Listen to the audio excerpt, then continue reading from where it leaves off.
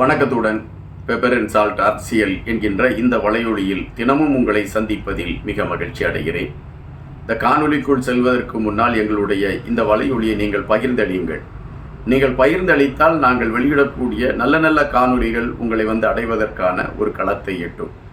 நீங்கள் பார்த்திருப்பீர்கள், நாங்கள் அறியாத செய்திகளை தொகுத்து வழங்குகிறோம் என்று குறிப்பிட்டு அனுப்பி கொண்டிருக்கக்கூடிய, அதாவது வெளியிட்டு கொண்டிருக்கக்கூடிய ஒவ்வொரு செய்திகளுமே வித்தியாசமான செய்திகளாகத்தான் இருக்கிறது. அறிவியல் சார்ந்து, ஆன்மீகம் சார்ந்து, கலை சார்ந்து, தமிழ் சார்ந்து, ஈழம் சார்ந்து என பல விடயங்களை குறித்து பேசிக் கொண்டிருக்கின்றோம். கண்டிப்பாகவே நீங்கள் அதை தொடர்ச்சியாக நீங்கள் கேட்டுக்கொண்டிருந்தால் உங்களுக்கு அது ஒரு வியப்பான செய்திகளை தந்து கொண்டிருக்கும். எப்படி தெக்கச்சி சுவாமிநாதன் அவர்களுடைய அந்த கதைகள் உங்கள் மனங்களிலே தீண்டி செல்லுமோ, அதுபோல எங்களுடைய இந்த அறியாத தகவல்கள் கண்டிப்பாக உங்கள் மனங்களிலே இருக்கை போடும் என்கின்ற நம்பிக்கை எனக்கு இருக்கிறது. இன்று அறிவியலை வியந்து பார்க்கக்கூடிய 2 நிகழ்வுகளை மையப்படுத்தி தான் உங்கள் முன்னால் சில தகவல்களை எடுத்து வைக்கலாம் என்று இருக்கின்றேன். நாம் ஒரு உயிரினம் என்கின்ற அடிப்படைக்குள் செல்கின்ற பொழுது இந்த உயிரினத்திற்கு இதுதான் கட்டமைப்பு என்று எடுத்து வைப்பார்கள். ஆனால் இந்த மரபுகளை மீறி சில உயிரினங்களுக்கு அந்த கட்டமைப்புகளில் பல மாற்றங்கள் இருக்கும். அந்த மாற்றங்களை நாம் அறிகின்ற பொழுது வியந்து போவோம், அல்லது தெரிந்து கொள்கின்ற பொழுது இன்னும் வியந்து போவோம். ஆக்டோபஸ் என்கின்ற ஒரு உயிரினத்தை குறித்து நீங்கள் கேள்விப்பட்டிருப்பீர்கள். ஏறக்குறைய கைகள் எல்லாம் விரிந்த நிலையில் இருக்கக்கூடிய ஒரு உயிரினம். இந்த உயிரினத்திற்கு எத்தனை இருதயம் இருக்கிறது என்று நீங்கள் எப்பொழுதாவது ஆய்வு செய்திருக்கிறீர்களா என்றால் நிறைய பேர் அதை குறித்து தெரிந்து வைத்திருக்க மாட்டோம். இந்த உயிரினத்திற்கு 3 இதயம் இருக்குமா? அதுபோல இதனுடைய மூளை 9 சிறு பகுதிகளாகத்தான் இருக்குமா? அதாவது ஏறக்குறைய 9 மூளை என்று கூட கணக்கிட்டுக் கொள்ளலாம். இதனுடைய இரத்தம் நீல நிறமாகத்தான் இருக்குமா? இது அறிவியல் வியந்து பார்க்கக்கூடிய செய்திகளில் இதுவும் ஒன்று. ஆக்டோபஸ் என்கின்ற அந்த உயிரினம் இப்படி ஒரு மாறுபட்ட கட்டமைப்போடு தன்னுடைய பயணத்தை வரையறுத்து கொண்டு இருப்பது நாம் அறிவியலை வியந்து பார்க்கக்கூடிய ஒரு விடயம்தான். அதுபோல நீங்கள் மலைகளை குறித்தெல்லாம் கேள்விப்பட்டிருப்பீர்கள். மலைகள் எப்படி பெய்கிறது என்பதெல்லாம் தெரியும். அது மேகம் குளிர்ந்து அந்த கடல் நீர் வெப்பத்தினால் கடல் நீர் அந்த நீராவியாக மாறி அது பின்பு குளிர்ந்து மேகமாக மாறி அந்த மேகம் திரும்ப குளிர்ந்து அது திரும்பவும் மழையாக பூமிக்கு வரும். இது இயற்கையிலே நாம் நடைபெற்று கொண்டிருக்கக்கூடிய ஒரு விடயம். அதை மையப்படுத்தி தான் பருவ காலங்களை குறிப்பிடுகின்றார்கள்.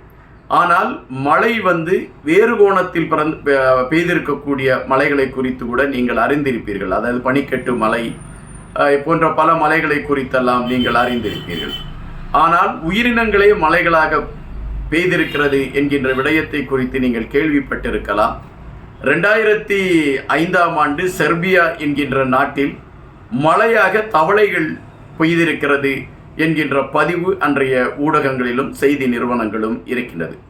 அதுபோல 1998ஆம் ஆண்டு லண்டன் மாநகரில் தவளைகள் மழை பெய்திருக்கிறது. இதெல்லாம் ஒரு வியப்பான செய்திகளாக இருக்கக்கூடிய சூழலில் இந்தியாவில் மீன் மழை பெய்திருக்கிறது என்பது அது அந்த காலகட்டங்களில் இருக்கக்கூடிய அந்த செய்தி தாள்களை நீங்கள் புரட்டி பார்த்தால் உங்களால் அதை தெரிந்து கொள்ள முடியும். 2006ஆம் ஆண்டு இந்தியாவில் மீன் மழை பெய்திருக்கிறது. அதுபோல வேல்ஸ் என்கின்ற பகுதியிலும் 2004ஆம் ஆண்டு மீன் மழை பெய்திருக்கிறது. இதெல்லாம் அறிவியலால் கூட வியந்து பார்க்கக்கூடிய ஒரு சம்பவங்களாக இருக்கின்றன.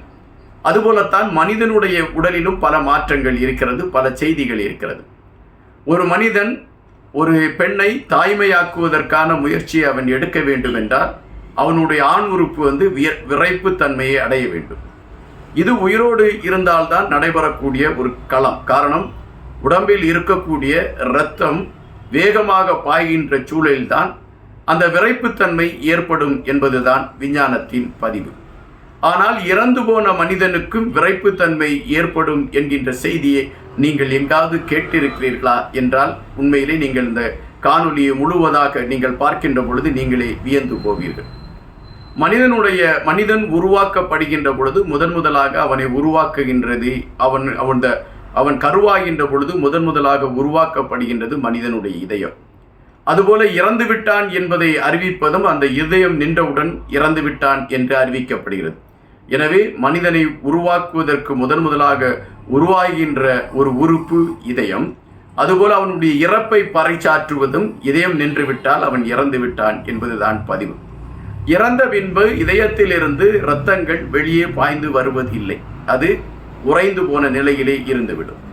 எனவே மனிதனுடைய உடல்கள் கருப்படிப்பதற்கான அல்லது நீல நிறமாக மாறுவதற்கான ஒரு சூழலை அது எட்டும். இதுதான் இயற்கையிலே நடக்கக்கூடிய ஒன்று.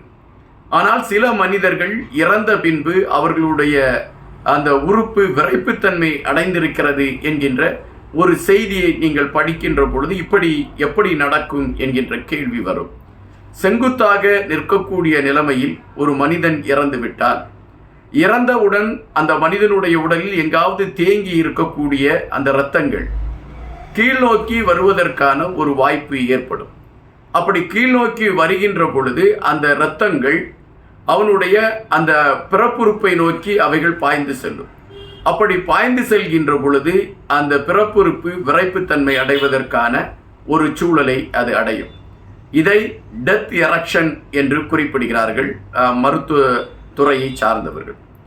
இந்த எரக்ஷன் ஏதாவது ஒரு சிலருக்கு ஏற்படுவதற்கான ஒரு வாய்ப்பு ஏற்படும் என்று குறிப்பிடுகின்றார்கள். முன்பெல்லாம் மனிதன் மரணம் அடைந்த பின்பு இப்படி ஏதாவது ஒரு நிகழ்வு நடந்துவிட்டால் அது ஆத்தா செய்தால் அல்லது கடவுளுடைய பாவத்தினால் இப்படி நடந்தது என்கின்ற ஏதாவது ஒரு கருத்தை சொல்வார்கள். அல்லது என்றால் இவனுக்கு இன்னும் உயிர் இருக்கிறது என்று அவனை காப்பாற்றுவதற்கு முயற்சிப்பார்கள். இது அந்த காலகட்டங்களில் நடந்து கொண்டிருந்த ஒரு வழிமுறை. ஆனால் விஞ்ஞானம் வளர்ச்சி அடைந்த பின்பு எப்படி இறந்து போன ஒரு மனிதனுக்கு அவன் இறந்து சில நிமிடங்கள் ஆகிய பின்பு அவனுடைய ஆண் உறுப்பு மட்டும் எப்படி விரைப்புத்தன்மையை எட்டுகிறது என்கின்ற ஆய்வை விஞ்ஞானிகள் செய்த பொழுதுதான் அவர்கள் இதை கண்டுபிடிக்கின்றார்கள். அந்த அது மற்ற நேரடியாக படுத்து இறக்கக்கூடிய மனிதர்களுக்கு அது ஏற்படுவதில்லை. செங்குத்தாக நின்ற நிலையில் இறக்கக்கூடிய மனிதர்களுக்குத்தான் இது ஏற்பட்டிருக்கிறது. ஏன் செங்குத்தாக நின்று இறக்கக்கூடிய மனிதர்களுக்கு இது ஏற்படுகிறது என்று அவர்கள் ஆய்வு செய்த பொழுதுதான் இதயத்தில் இருந்து அதற்கு முன்பே வெளியே வந்திருந்த இரத்தம் உறைநிலை அடைவதற்கு முன்னால் அவன் இறந்தவுடன் அந்த இரத்தம் கீழ்நோக்கி பாய்ந்து செல்கிறது. அப்படி பாய்ந்து செல்கின்ற அந்த இரத்தத்தின் காரணமாகத்தான் இந்த நிகழ்வுகள் அரங்கேறுவதற்கான வாய்ப்புகள் அமைகிறது என்று கண்டுபிடித்தார்கள். உடனடியாக பலர் அதற்கு எதிர்ப்பெல்லாம் தெரிவித்திருக்கின்றார்கள். இது மதத்திற்கு எதிரான கருத்துக்களை விஞ்ஞானிகள் வைக்கிறார்கள் என்கின்ற செய்திகள் எல்லாம் அப்பொழுது பேசப்பட்டதா. ஆனால் அதன் பின்பு அதற்கான ஆதாரங்கள் எல்லாம் எடுத்து வைத்த பின்புதான் இந்த நிகழ்வு இயற்கை சார்ந்த ஒன்று என்பதை ஏற்றுக்கொண்டதாம் அந்த விஞ்ஞான உலகம். ஏறக்குறைய ஒவ்வொருவருடைய வாழ்க்கையிலும் அல்லது நாம் தினமும் கடந்து போகின்ற ஒவ்வொரு பாதைகளிலும் இதுபோன்ற பல ரகசியங்களும் விஞ்ஞானம் சார்ந்த விடயங்களும் குவிந்துதான் கிடைக்கிறது. ஆனால் இவைகளை குறித்து நாம் ஆய்வு செய்வதற்கு தான் நம்முடைய நேரத்தை ஒதுக்காமல் சென்று விடுகிறோம். மனிதன் இந்த உலகத்தில் வாழ்வது ஒரு முறைதான். இந்த வாழ்கின்ற ஒரு முறைக்குள் தான் கற்க முடிந்த அனைத்தையுமே கற்றுக்கொள்ள வேண்டும். கற்றுக்கொண்டதை பிறர் அறியக்கூடிய வகையிலே வெளியே எடுத்து வைக்க வேண்டும். அதுதான் மாண்பாக இருக்கும். அதைத்தான் தொடர்ந்து கொண்டிருக்கிறேன்.